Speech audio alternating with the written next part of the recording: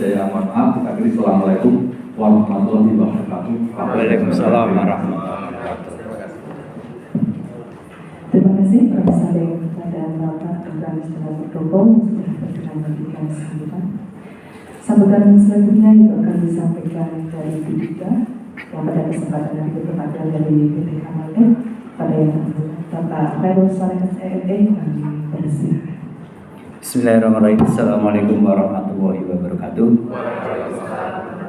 Yang kami hormati Bapak Kepala Sekolah SMK Muhammadiyah Salatiga, yang kami hormati Bapak Kepala Sekolah SMK Kain Satama Boyolali, yang kami hormati Kepala Sekolah SMK Muhammadiyah 2 Borobudur ya, atau yang mewakili, yang kami hormati Kepala Sekolah SMK Sudirman Ungaran atau yang hadir pada pertemuan hari ini, dan teman-teman semua yang telah menghadiri undangan dalam rangka workshop ya modul ajar.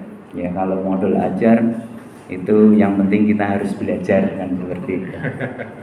Yang selanjutnya salawat dan salam kita junjungan kepada Nabi Muhammad SAW yang kita nantikan sofannya yang berkiamah. Amin Allahumma amin. Terima kasih Bapak Kepala Sekolah, mohon izin saya selalu hadir pada pertemuan-pertemuan itu istilahnya belajar Pak. Saya pun juga belajar dari bapak-bapak karena saya anak yang baru gede istilahnya seperti itu, yang masih cubluk atau masih kurang banyak pengalaman, sehingga kami pun harus selalu belajar bagaimana mendidik anak-anak kita atau mendidik tenaga kerja kita itu agar siap mental, siap kerja.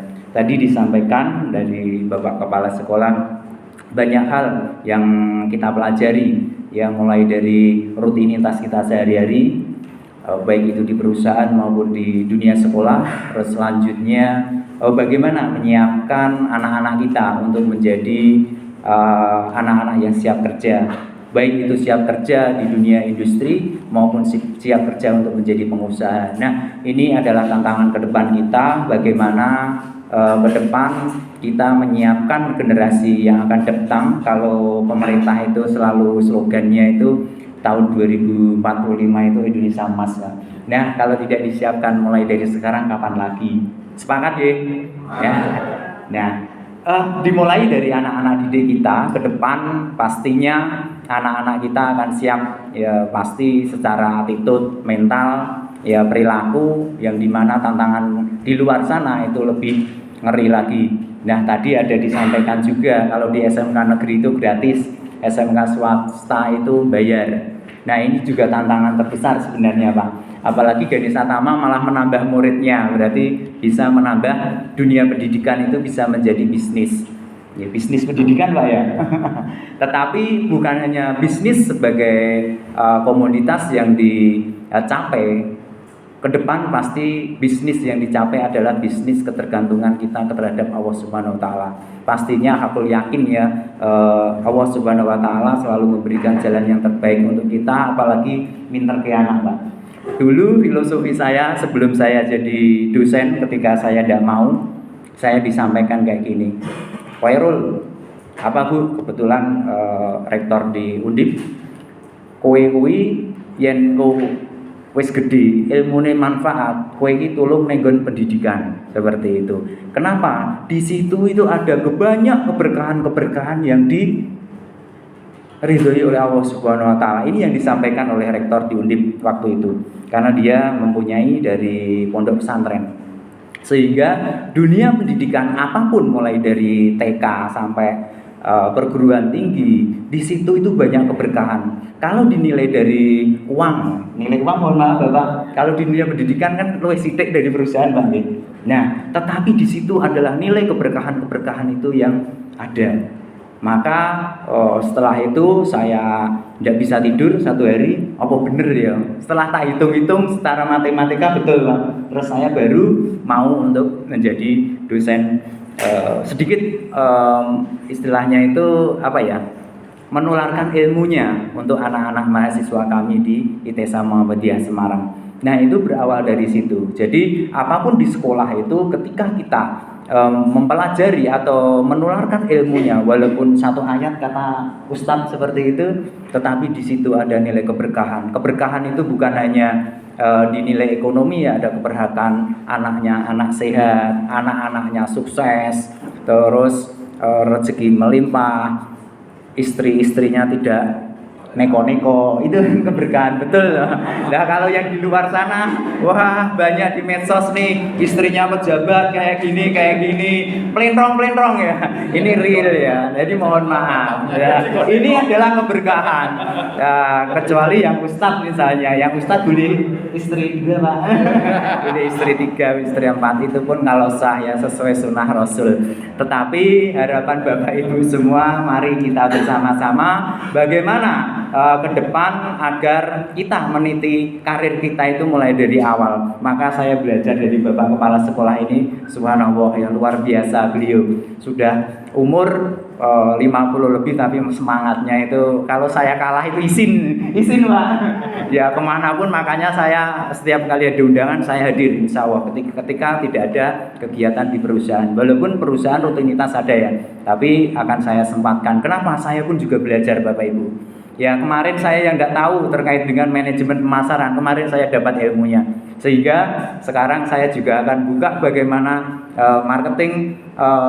manajemen marketing online. Nah itu harus kita tanamkan di pikiran kita. Walaupun sedikit Pak, setengah hari itu menurut saya ilmunya sudah bisa serap. Apa sih yang kita dapatkan? Maka ketika kita ada modul belajar, oh saya pun juga belajar, akan saya terapkan di mana ketika saya berada di lingkungan masyarakat, bukan hanya di tempat perusahaan ya, tapi modul ajar ini ternyata menjadikan SOP kita yang akan kita pakai untuk kehidupan sehari-hari, untuk mencerdaskan anak bangsa, untuk mencerdaskan teman-teman kita, untuk memberitahu bagaimana ke depan agar standarisasi pendidikan ini bisa berjalan dengan baik. Apalagi TEVA ini kan mendukung bagaimana perusahaan itu nanti akan berpindah ke sekolah Pak. Ya kalau TEVA-nya berjalan maka perusahaan itu akan tutup saja. Mesin itu kok kene sekolah baik. Nah kan gitu, sekolahnya dapat income, murid-muridnya pinter, nah dapat hasil yang luar biasa. Nah ini ke depan harapan pemerintah itu sebenarnya bagus, tinggal SDM kita ke depan itu nanti bagaimana kita bisa menyikapinya. Kalau saya senang-senang saja Pak, karena di dunia industri, dunia perusahaan, ketika anak-anak sudah pernah bekerja, anak-anak sudah dididik untuk menjadi siap mental dalam bekerja. Tadi dunia kerja itu berat Pak, itu betul. Kadang-kadang Bapak Ibu mohon maaf yang bekerja di garmen, itu kalau di dalam perusahaan itu mohon maaf sikil papat kadang metu kabeh. Mbok aneh itu loh. Betul loh. Pimpinan saya itu beberapa itu ada yang seperti itu, pimpinan produksi maksudnya. Nah, kami selaku HRD itu tidak segan-segan seringkali memanggil pimpinan-pimpinan dia di perusahaan. Misalnya sikil papat, mohon maaf, ada asunya, ada bagiannya. Ya, goblok kamu gebuki nggawa kertas, nggawa. Nah, itu sampai kayak gitu itu dunia kerja. Bayangin, kasus yang sering terjadi itu di izin Bapak. Kasus yang sering terjadi itu pengusaha luar negeri juga, Korea itu loh. Makanya tenaga kerja di sekeliling Boyolali, Kabupaten Semarang itu kan rata-rata pekerja pengusahanya garmen itu adalah dari Korea. Sehingga mereka doktrinnya itu luar biasa, ngeri lah kalau di dunia usaha, dunia industri. Maka ketika ada undang-undang ketenagakerjaan yang melindungi karyawannya atau melindungi kita, nah itu sebagai dasar. Ketika ada pengusaha yang nakal, maka kita laporkan ke pengawas ketenagakerjaan. Kalau perlu kita demo atau kita deportasi. Karena di Indonesia itu jelas ya Bapak Ibu semua, undang-undang jelas diterapkan, tetapi kadang-kadang kita kalah dengan duit.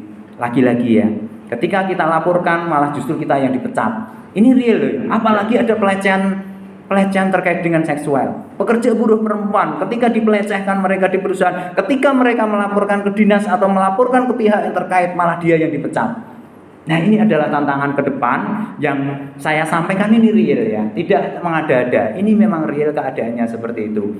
Maka kita selaku teman-teman dari dunia industri maupun dunia usaha harus selalu memantau pergerakan bagaimana teman-teman kita buruh ini terutama bisa dilindungi kenyamanan dalam bekerja.